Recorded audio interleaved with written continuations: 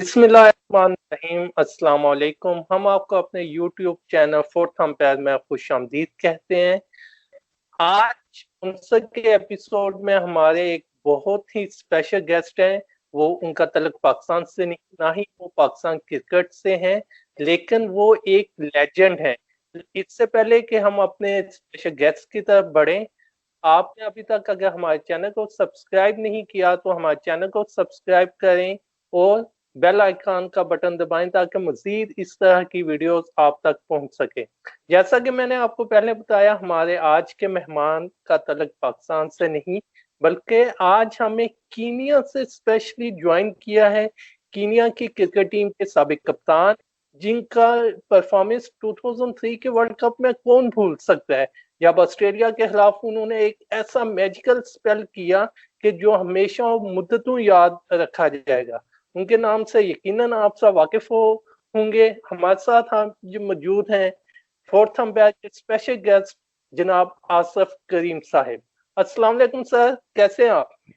वालेकुम सलाम। अल्हम्दुलिल्लाह, शुक्र है फयाज, आपके साथ बात करने का हम कल से मुंतजिर है और इंशाल्लाह खूब गुफ्तगू होगी आज।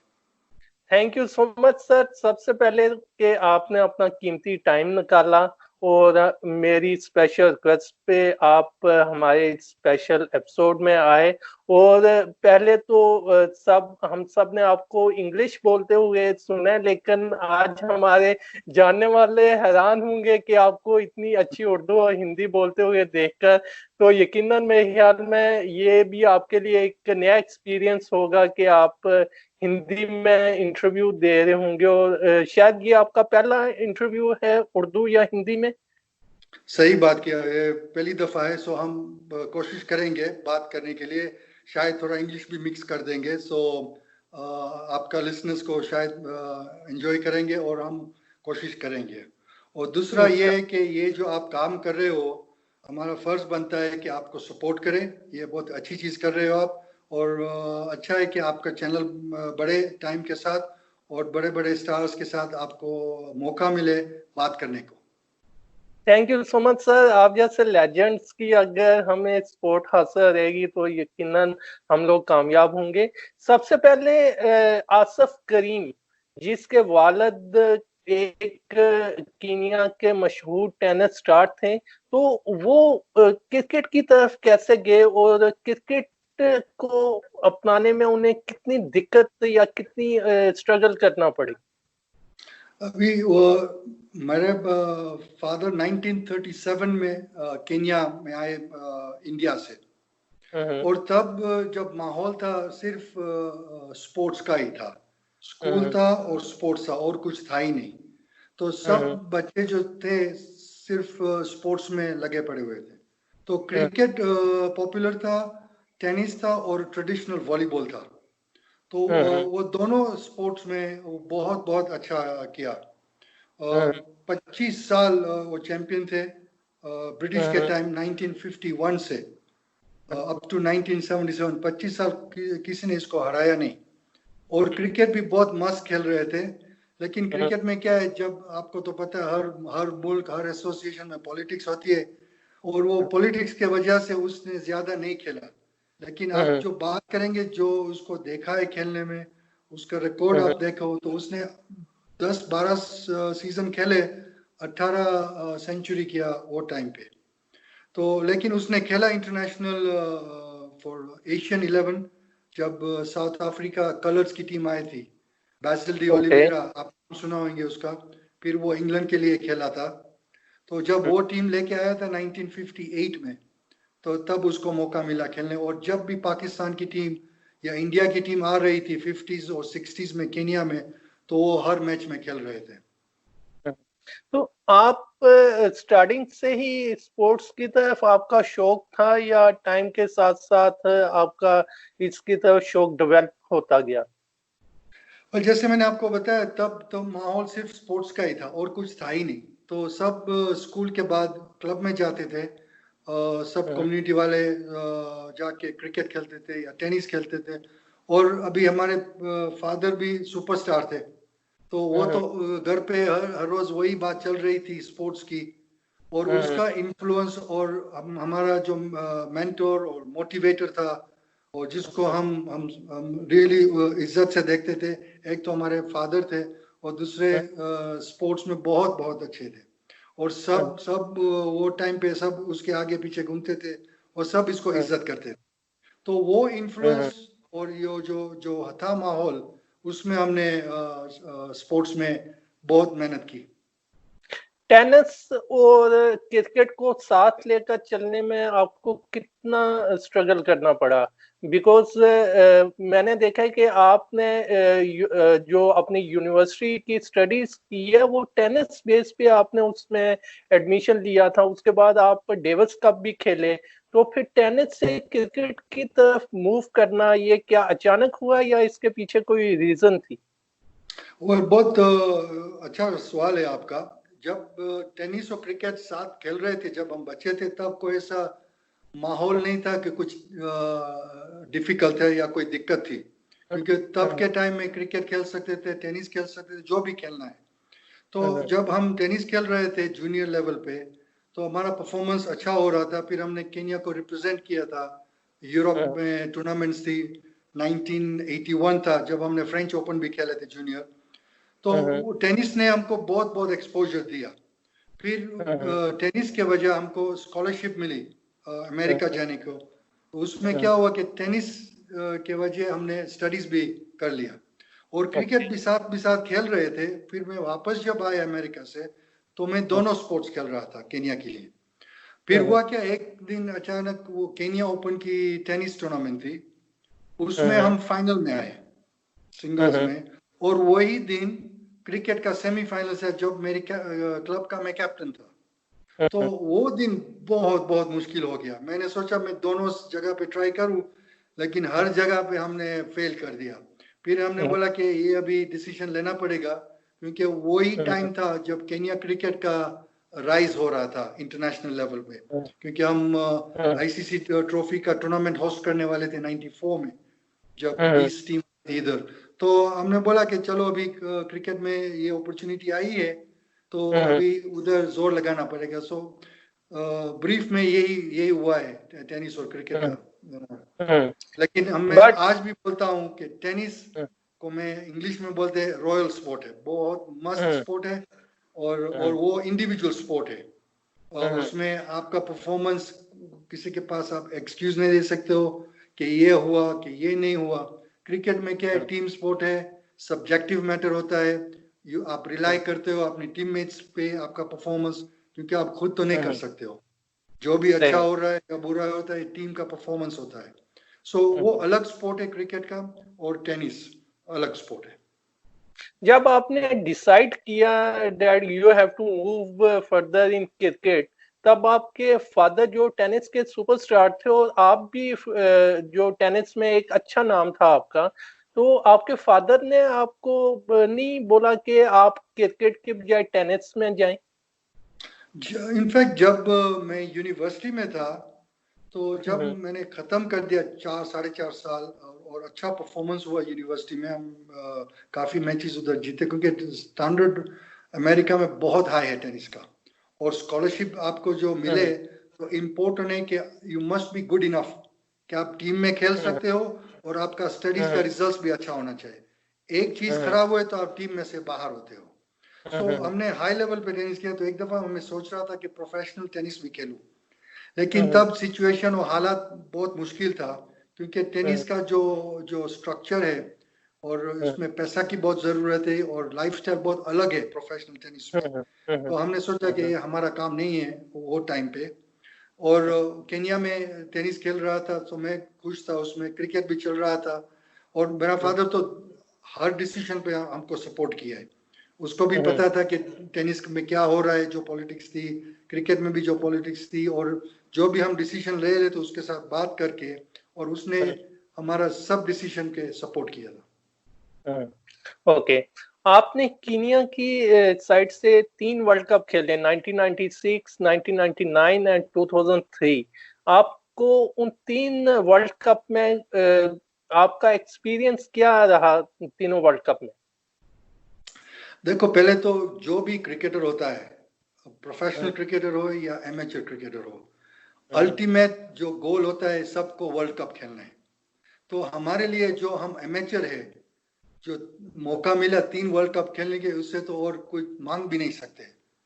पहला वर्ल्ड कप जो हमने खेला 96 में, वो तो बहुत बड़ा था क्योंकि हमने क्वालिफाई किया था, हमने ऑटोमेटिक नहीं आए वर्ल्ड कप में, क्योंकि वो जो छोटी कंट्रीज का जो टूर्नामेंट होता है हर 4 साल, उसमें वो टूर्नामेंट में 3 टीम ने क्वालिफाई किया।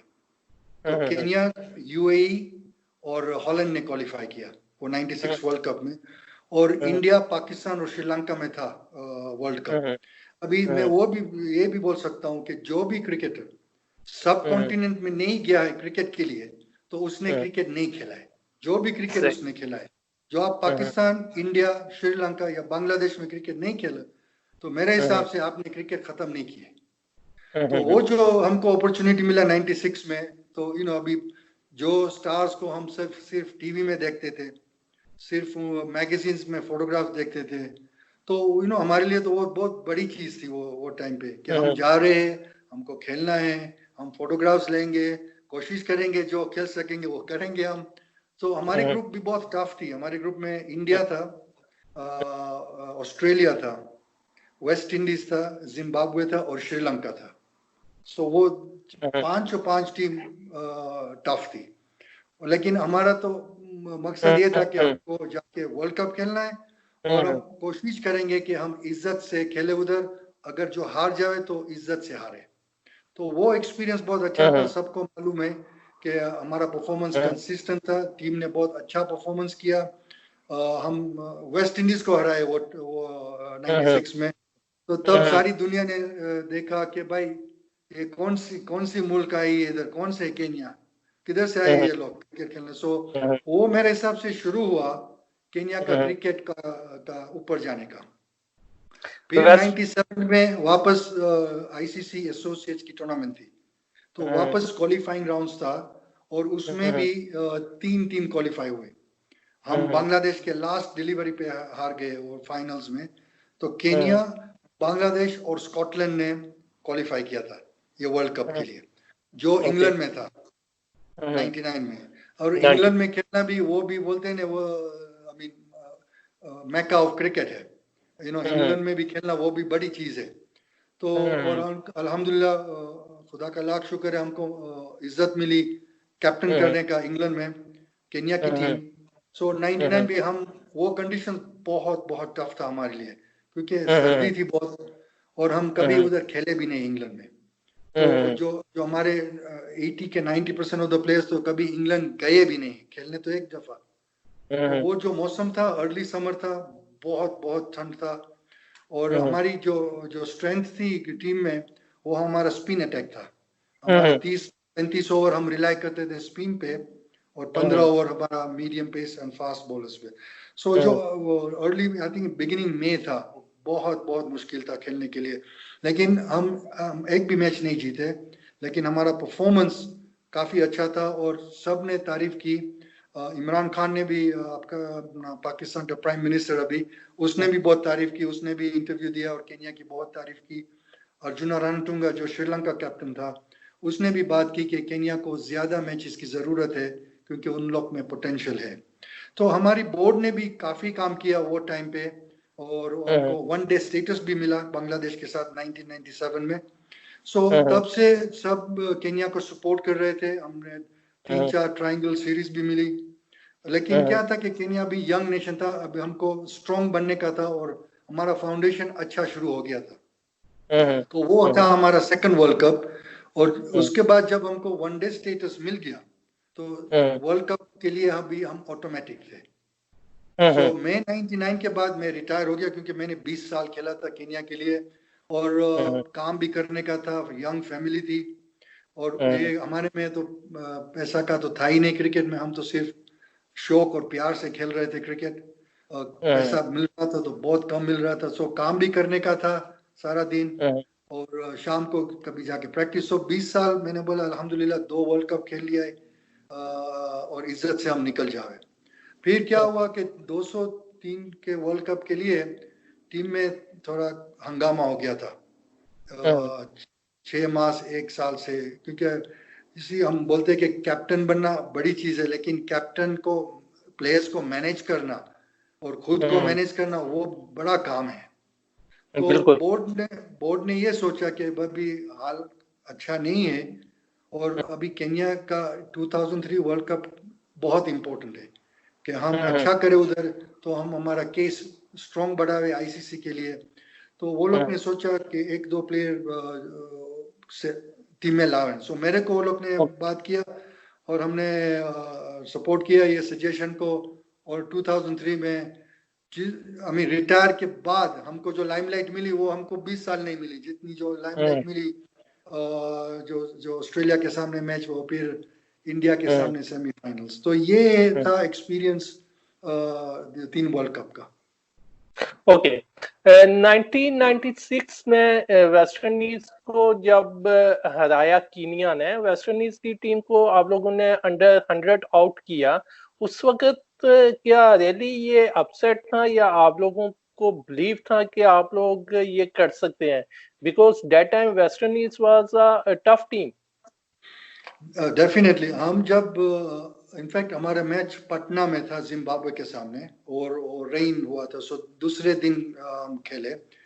जब गेम खत्म करके हम स्ट्रेट गए दिल्ली से बॉम्बे, फिर बॉम्बे से बाय बस गए टू पुणे, क्योंकि मैच पुणे में थी वेस्ट इंडीज के सामने। तो हम तकरीबन 4-5 बजे शाम को उधर पहुंचे बस में, सब थके हुए थे क्योंकि लंबा चौड़ा फ्लाइट था ऑल दैट एंड और नेक्स्ट डे वेस्ट इंडीज के सामने मैच है। तो हम कोई प्रैक्टिस का तो कोई मौका ही नहीं था। सिर्फ कैप्टन और मैनेजमेंट गए ग्राउंड पे शाम को 10-15 मिनट के लिए सिर्फ देखने के लिए।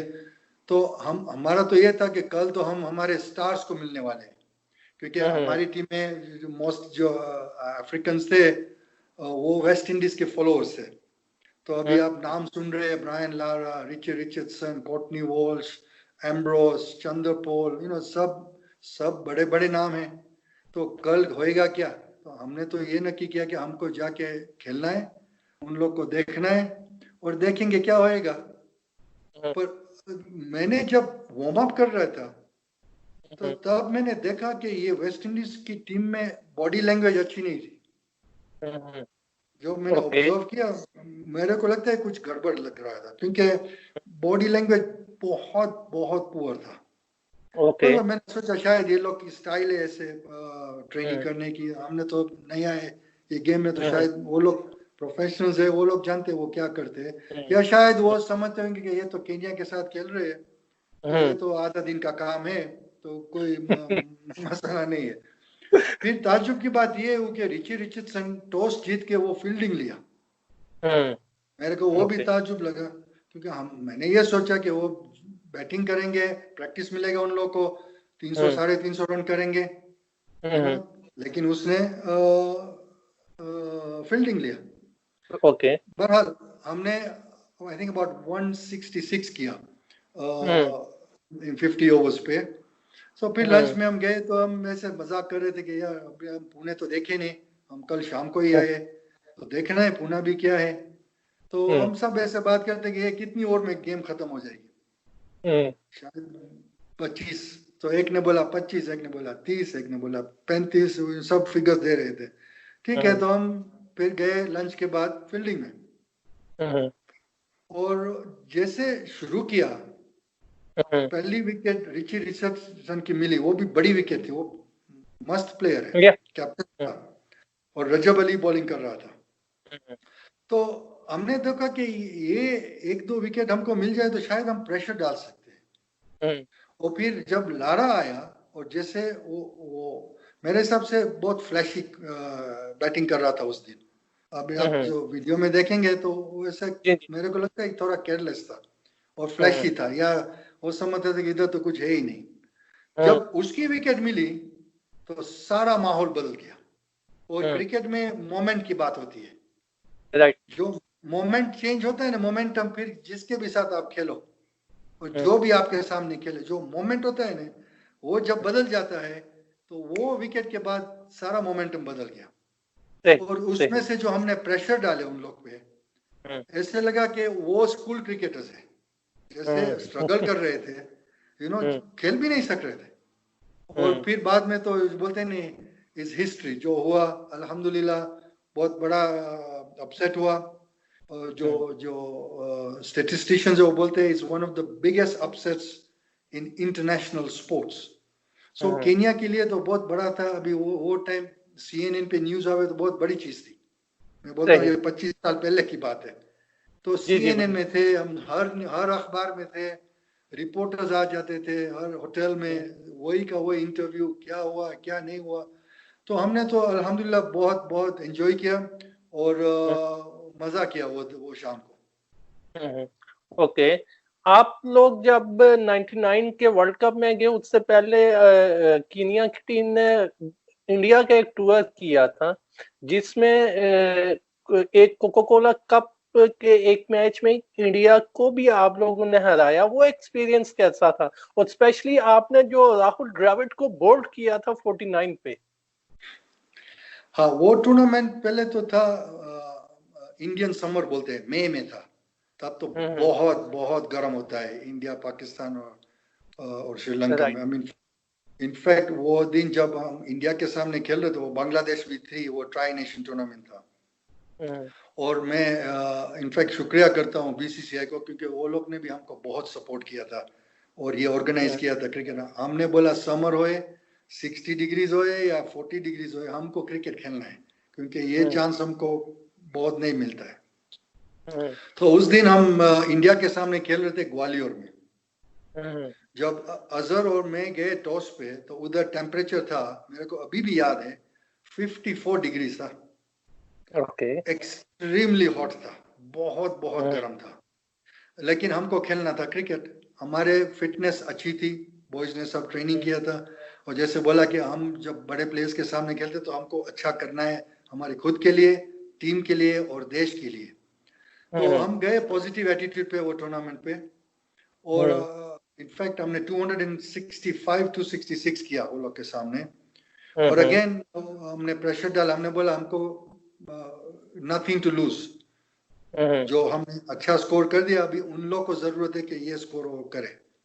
तो मैंने डिसाइड किया कि I will start the bowling. तो मैंने फर्स्ट ओवर बॉलिंग किया as a spinner, just to वो थोड़ा शेकअप करने के लिए और थोड़ा कंफ्यूजन लाने के लिए।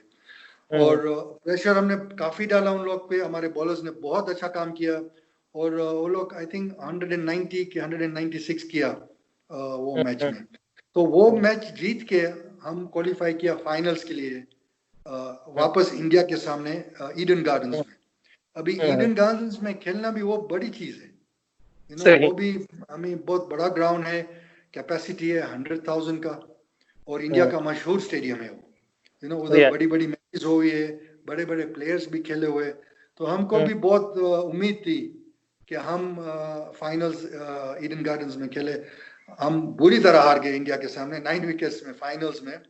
लेकिन जो वो एक्सपीरियंस था, तब ऑलमोस्ट मैं ये भी ताज्जुब कर रहा हूँ कि अगर मेरे को किसी ने पैसा भी दे कि जाके उधर बैठ के मैच देख ये धूप में, तो मैं ना जाऊं। 70,000 का क्राउड था उस दिन। तो देखते हैं कि सब कॉन्टिनेंट में क्रिकेट का कितना कितना शौक है। सो वो जो एक्सपीरियंस था कोका कोला ट्रॉफी का भी बहुत अच्छा था हमारे प्लेयर्स के लिए। और ये सब स्ट्रेंथ टू स्ट्रेंथ जा रहे थे केन्या क्रिकेट का, और केन्या क्रिकेट का नाम अभी बढ़ रहा था दिन ब दिन। बट उस कोका कोला कप में जब कीनिया की टीम गई, तो शायद हमारे देखने वालों को इस चीज का पता ना हो कि आपकी टीम का कोई कोच नहीं था।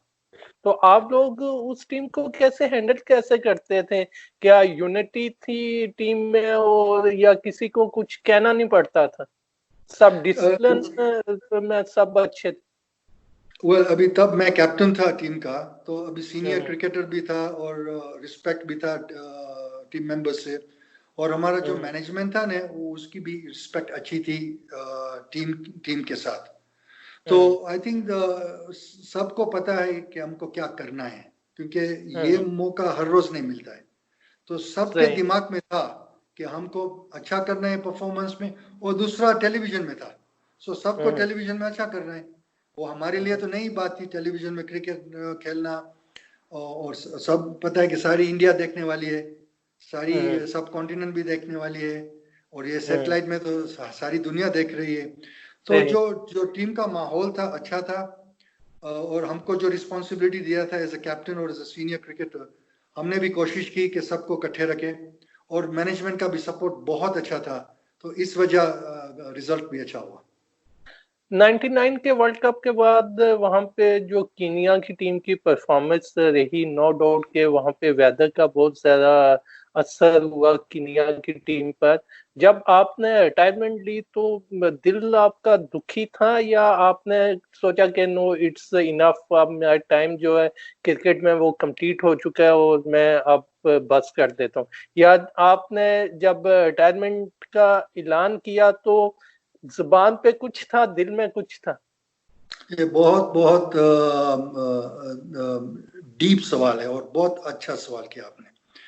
इसी जो चीज आप 20 साल से कर रहे हो उसको ऐसे छोड़ना आसान नहीं है, बहुत बहुत मुश्किल है। जो आपने जान दिया, दिल दिया, मेहनत की और शौक से किया, देश के लिए, खुद के लिए, टीम के लिए, तो आसान नहीं। जब बच्चे को भी आप छोड़ देते हो जो 18-20 होता है और खुद की जिंदगी करता है, तो आसान नहीं होता है, क्योंकि आपके साथ जुड़ा हुआ है 20 साल। सही, तो सही। स्पोर्ट्स का भी जो अटैचमेंट होता है स्पोर्ट्समैन का, बहुत बहुत गहरा होता है, बहुत स्ट्रांग होता है। तो जब जब हम इंग्लैंड से आ गए वापस, तो दूसरे के दिमाग में ये था कि ये लोग तो एक भी गेम नहीं जीते, तो इसका मतलब ये है कि कैप्टन अच्छा नहीं है, या तो टीम अच्छी नहीं है। लेकिन जो क्रिकेटर है वो समझते कि क्या सिचुएशन है। फिर हमने देखा ये एनवायरनमेंट अभी है ना, टॉक्सिक हो गया था। तो हमने सोचा कि जो माहौल हमने देख लिया, तो हमने सोचा कि बेटर, अभी हमने 20 साल भी खेल लिया है, अल्हम्दुलिल्लाह 2 वर्ल्ड कप किया और कैप्टन भी किया केन्या को वर्ल्ड कप में, और बिजनेस भी करना है, और माहौल अच्छा नहीं है, तो बेहतर है कि हम इज्जत से बाहर चले जाए। जिस दिन मैंने जो प्रेस कॉन्फ्रेंस रखा, सब आए थे मीडिया और मेरे दोस्त, तो सबको दिल में दर्द हो रहा था, क्योंकि सबको पता था कि ये गलत हो रहा है। अभी इसकी जरूरत है, क्योंकि अभी ये केन्या टीम यंग टीम है इंटरनेशनल लेवल पे, तो अभी एक्सपीरियंस की और लीडरशिप की बहुत बहुत जरूरत है। सही। लेकिन जो माहौल अच्छा नहीं किया, तो हमने बोला नहीं, इस बेहतर है, जो इंग्लिश में बोलते हैं why did you retire instead of when are you retiring, वो एक लफ्ज से सारा मीनिंग चेंज हो जाता है। तो बेहतर है कि सब मेरे को बात की कि तू क्यों छोड़ रहा है, नहीं छोड़, खेल अभी भी। लेकिन मैंने खुद तो देख लिया था, आपका इंसाइट भी बोल देता है कि इधर अभी जो माहौल है वो अच्छा नहीं है, सो बेहतर है कि हम इज्जत से निकल जावे। और बहुत मुश्किल था, बहुत बहुत मुश्किल था मेरे लिए। इनफैक्ट जब हमने प्रेस कॉन्फ्रेंस करके 2-3 के 4 दिन तो मैं बीमार हो गया था, स्ट्रेस इतना हो गया था, क्योंकि इजी नहीं था ये डिसीजन, यू नो, बिकॉज कितने बोलते नहीं रिटायर हो, दूसरे बोलते रिटायर हो जा। सो इतना प्रेशर था मेरे पे कि, पर लेकिन मैंने डिसीजन ले लिया था, बिकॉज मेरे को मालूम था क्या हो रहा है डीप डाउन। लेकिन डिसीजन के बाद जो स्ट्रेस लेवल चढ़ गया था, डॉक्टर के पास गया तो उसने बोला कि भाई तू थोड़ा स्ट्रेस में है, तो मैं बोला कि सही बात किया। तो फिर मैंने आराम किया 1 वीक, और फिर सब ठीक हुआ। लेकिन मुश्किल था वो टाइम, बहुत मुश्किल था। आपकी फैमिली उस वक्त कहाँ पे खड़ी थी जब आप इतने ट्रबल में थे? आपकी फैमिली ने आपको क्या सजेस्ट किया कि आपको रिटायर हो जाना चाहिए या अभी और खेलना चाहिए? उन्होंने आपकी कैसे उस टाइम में मदद की? नहीं, वो 50-50 था, बिकॉज मेरी घर वाले ने देखा कि ये अभी सिचुएशन, हालात अच्छा नहीं है। मैंने इसके साथ बात किया कि ये अभी सियासत चल रही है, तो अभी क्या बेहतर है करने का। तो उसने भी बोला कि बेहतर है कि तू खामोश निकल जा। दूसरे मेरे फादर बोलते थे नहीं तू देख अभी क्या, क्योंकि वो मुंबासा में रहते थे, मैं नैरोबी में था, और टाइम बहुत कम था ये डिसीजन लेने का भी। तो मैंने उसके साथ 1 घंटा फोन पे बात की और समझाया कि ये माहौल है, ये सिचुएशन है, अभी आपको तो पता है, जो भी फादर उसको तो चाहिए कि इसका बेटा खेल ही जाए, मर्दे दम सही। तक खेलते रहे, लेकिन तो वो प्यार से उल्ट बोला। लेकिन जब मैंने इसको समझाया कि ये माहौल अभी अच्छा नहीं है, तो वो फिर मेरे को सपोर्ट किया और हमने ये डिसीजन लेके, और ये डिसीजन मैं आज भी बोलता हूँ कि मेरे लिए अच्छा डिसीजन था, लेकिन क्रिकेट के लिए और केन्या क्रिकेट के लिए अच्छा नहीं था। आपने जब 99 के वर्ल्ड कप के बाद रिटायरमेंट ली, उसके बाद आप बिजनेस में आए और आपने एक स्पोर्ट्स मैगजीन लॉन्च किया। स्पोर्ट्स मैगजीन का आपको आइडिया कैसे आया, और सिर्फ स्पोर्ट्स मैगजीन ही क्यों लॉन्च किया? आप कुछ और बिजनेस भी कर सकते थे। नहीं, मैं तो जब क्रिकेट खेल रहा था तो मेरा बिजनेस तो चल रहा था। मैं इंश्योरेंस का बिजनेस कर रहा हूँ और रियल एस्टेट का भी कर रहा हूँ। लेकिन ओके। जब हम ट्रैवल करते थे, इंग्लैंड, इंडिया, बांग्लादेश, श्रीलंका, और जिधर भी, मलेशिया भी गए, जिधर भी हम क्रिकेट खेलने के गए, उधर मैंने देखा कि जो लोकल क्रिकेटर्स हैं ना, उन लोगों को they make them look larger than life. आप एयरपोर्ट से निकलो, फॉर एग्जांपल इंडिया में बॉम्बे से, तो आप बड़ा पोस्टर देखेंगे सुपरस्टार्स का, क्रिकेटर्स का। तो आप रास्ते पे जाओ तो मैगजीन्स है स्पोर्ट्स में, आप दुकान में जाओ तो स्पोर्ट्स का मैगजीन है, स्पोर्ट्स की बुक्स है, ऑटोबायोग्राफीज है। तो मैंने सोचा कि हमारे में तो ऐसा कुछ है ही नहीं इधर केन्या में, तो हम हमारे स्पोर्ट्समैन को प्रमोट कैसे करेंगे? क्योंकि जब आप किसी का बड़ा पोस्टर देखो तो साइकोलॉजिकली आप, जो इतना अच्छा हो तो आपको, आप इसको ऊपर ले गए ज्यादा, क्योंकि उसको वो प्रोमिनेंस मिली है। आप टीवी देखो तो एडवर्टीजमेंट ये सुपरस्टार्स की है, जो भी एडवर्टाइज प्रोडक्ट करते हैं, तो they were made to look larger than life. तो हमने बोला या कि ये कुछ गलत हो रहा है हमारे देश में। केन्या का स्पोर्ट्स में बहुत उम्दा है। आप ओलंपिक्स में जब देखो या कॉमनवेल्थ गेम्स देखो, तो केन्या जब एथलेटिक्स में पार्ट लेती है, तो हम बात नहीं करते कि केन्या गोल्ड जीतेगी या नहीं जीतेगी। बात ये होती है कि इस दफा केन्या कितने गोल्ड मेडल जीतेंगी। जीतने के तो कोई कोई मसला है ही नहीं, जीतने वाले, लेकिन कितने जीतेंगे। तो मैं सोच रहा था कि हमारे देश में ऐसा क्यों नहीं है। तो हमने बोला अब जब हम स्पोर्ट्स प्लेइंग खत्म कर लेंगे तो हमारा कंट्रीब्यूशन होएगा बैक टू स्पोर्ट्स, क्योंकि इट्स इम्पोर्टेंट कि जो भी स्पोर्ट्समैन खेले, जब वो खत्म कर देवे, बहुत इंपॉर्टेंट है कि वो सोसाइटी को वापस सर्विस दे। या तो वो ओके। एडमिनिस्ट्रेशन में जावे, या कोचिंग में जावे, या कुछ एडवाइजरी काउंसिल में जाओ, या एनीथिंग टू डू विद, क्योंकि एक्सपीरियंस एक ऐसी चीज है वो आप दुकान में खरीद नहीं सकते। वो एक्सपीरियंस आप अर्न करते हो, और ये जो एक्सपीरियंस है बहुत बहुत इंपॉर्टेंट है कि आप शेयर करो। लेकिन शेयर किधर करो? जिधर आपकी इज्जत भी हो। अभी अनफॉर्चुनेटली हमारा जो स्पोर्ट्स एडमिनिस्ट्रेशन है ये केन्या में, अनफॉर्चुनेटली बहुत बहुत पुअर है, completely. And I am sure आप मेरे को आगे पूछने वाले हैं कि क्या वो जवाब में आप तब आपको देगा। सो हमने सोचा कि हम वापस आगे, अभी मेरे को क्या करना है, जिधर मेरे को किसी को पूछने की जरूरत नहीं है। मेरा खुद का इन्वेस्टमेंट होएगा, मेरा खुद का फाइनेंशियल सपोर्ट होएगा, और मेरे वेल विशेस का।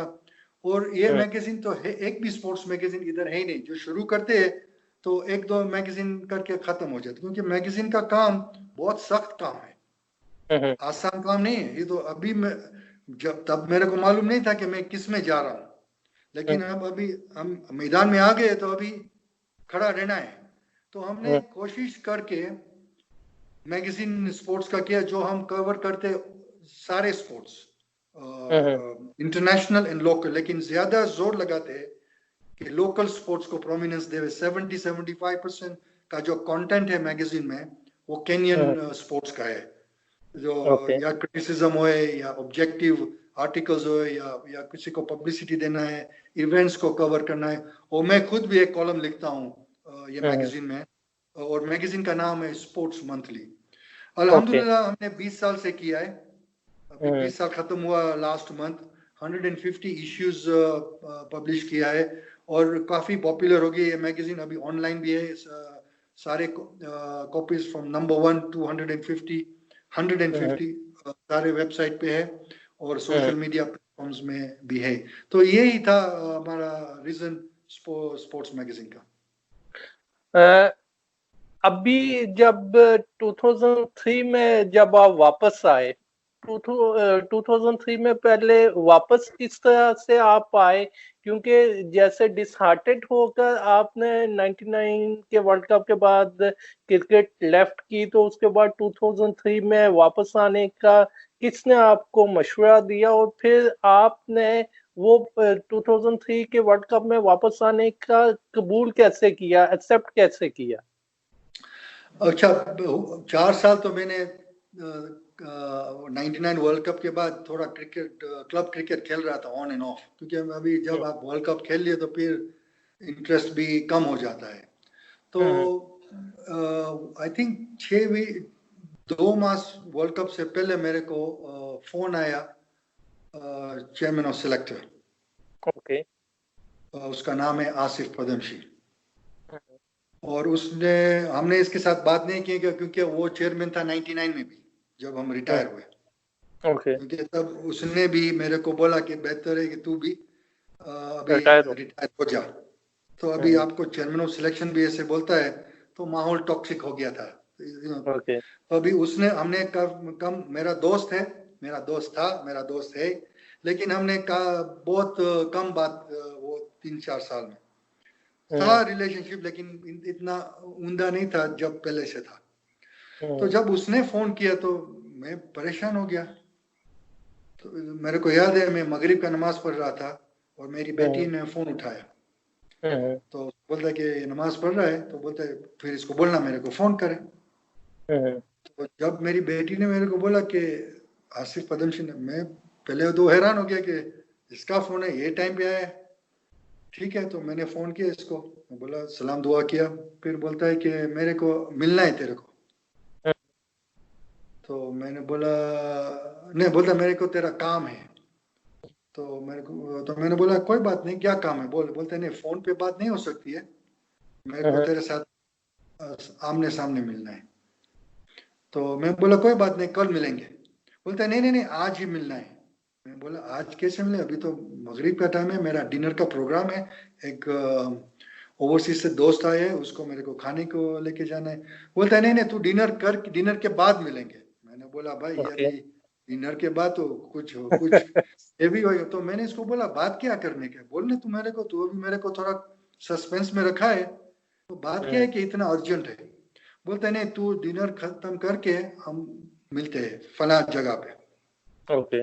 मैं बोला ओके ठीक है, अभी तूने बुलाया तो रिस्पेक्ट के लिए है, दोस्त है मेरा, हम एक दूसरे को 20 साल से जानते हैं, चेयरमैन ऑफ सिलेक्शन है और उसने इज्जत से बुलाया। हमने बोला ठीक है, हम डिनर के बाद तेरे को मिलेंगे। तो हम डिनर के बाद मुलाकात किया, तो मेरे को सीधा बोलता है, मैं बोलता है लुक, मेरे को सीधी तेरे को बात बोलता था। मैं बोला क्या है, क्योंकि मैं सोच रहा था कि वो शायद प्रॉब्लम में है, या तो कोई दोस्त प्रॉब्लम है, उसको कुछ हेल्प की जरूरत है, या कुछ क्रिकेट का तो मैंने सोचा भी नहीं था। सही। तो उस मेरे को बोलता है कि मेरे को चाहिए कि तू टीम में वापस आ जा। तो मैं बोला तूने क्या बोला? तो बोलता है मैं तेरे को बोला कि तू टीम में वापस आ जा। तो मैंने इसको बोला मैं टीम में क्या करने के लिए आऊं, मैनेजर बनना है कि क्या करने का है काम? बोलता है नहीं नहीं नहीं, तेरे को खेलने का है। मैं बोला तू पागल हो गया, खेलने का क्या हुआ क्या? तो फिर उसने सारी स्टोरी बताई कि क्या हुआ ने क्या नहीं हुआ और क्या प्रॉब्लम्स है टीम में, एडमिनिस्ट्रेशन, कोचेस के साथ, प्लेयर्स के साथ कंप्लीट डिसयूनिटी हो गई थी, क्योंकि वो लोग जिम्बाब्वे से आए थे और बुरी तरह हार के आए थे सीरीज, और बहुत झगड़ा चल रहा था। फिर लॉट ऑफ ऐसे एक्यूजेशंस चल रहे थे मैच फिक्सिंग का, और सब कुछ गड़बड़ चल रहा था। मैंने बोला तूने तो मेरे को स्पॉट में डाल दिया से। तो उसने बोला देख, जो हुआ 99 में अभी तू भूल जा, अभी देश को तेरी जरूरत है, तेरे को खेलना ही पड़ेगा, तेरे चारा नहीं है जो भी। मैंने बोला मैंने खेला भी नहीं है। बोलते नहीं, सिर्फ तेरा प्रेजेंस की जरूरत है, क्योंकि कोई सीनियर आ जावे तो सब मेलो डाउन हो जाएंगे। तू रिस्पेक्ट है, प्लेयर्स तेरे को रिस्पेक्ट करते हैं, तो तू आजा। कोच को भी चाहिए, कोच था संदीप पाटिल, वो कोच था, बोलते सबने बोला है तेरी जरूरत है, इसलिए तो मैं तेरे को ये बोल रहा हूँ। तो मैंने बोला यार तूने तो मेरे को परेशान में डाल दिया, क्योंकि एक मैं खुश हुआ कि जो आदमी वो जो सिस्टम ने मेरे को फ्रस्ट्रेट और टॉक्सिक करके निकाल दिया वो ही वापस आए है, तो मेरे लिए तो पहली जीत तो वही थी। तो जिसने वो किया वो लोग वापस आए, तो मेरे दिल में तो उधर ही सुकून आ गया था। और मैंने बोला ये पहली जीत होगी है। फिर मैंने देखा कि वर्ल्ड कप आ रहा है। अभी world cup is a world cup, you know, world cup इससे बड़ी तो कोई चीज होती नहीं। सही तो सही। ऑफ कोर्स हमको वो भी सूप आ गया था कि अभी वर्ल्ड कप की बात कर रहे हैं। फिर टाइम भी बहुत नहीं है, क्योंकि मैं बिजी था मेरे बिजनेस में, मेरी फैमिली भी है, सो मेनी थिंग्स में इन्वॉल्व था। तो मैंने देखा कि ये 6 वीक की बात है, 6 वीक, हम फर्स्ट राउंड में तो हार जाएंगे, क्वालिफाई नहीं होंगे, तो 4 वीक की बात है, यू नो।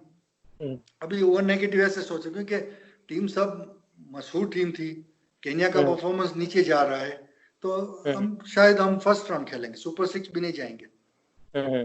तो मैंने इसको बोला मेरे को सोचने दे, क्योंकि ये बहुत बड़ा डिसीजन है।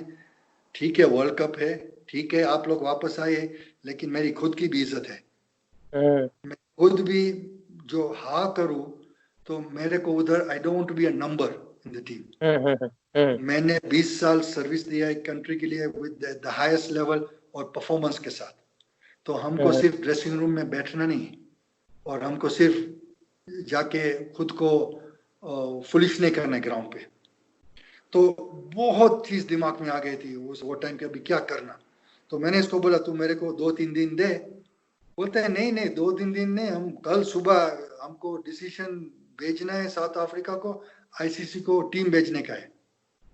अभी मैंने बोला तू मेरे को ये टाइम पे बुला रहा है, मेरे को तू टाइम भी नहीं दे रहा है, तू मेरे को ये सारा प्रेशर डाल रहा है।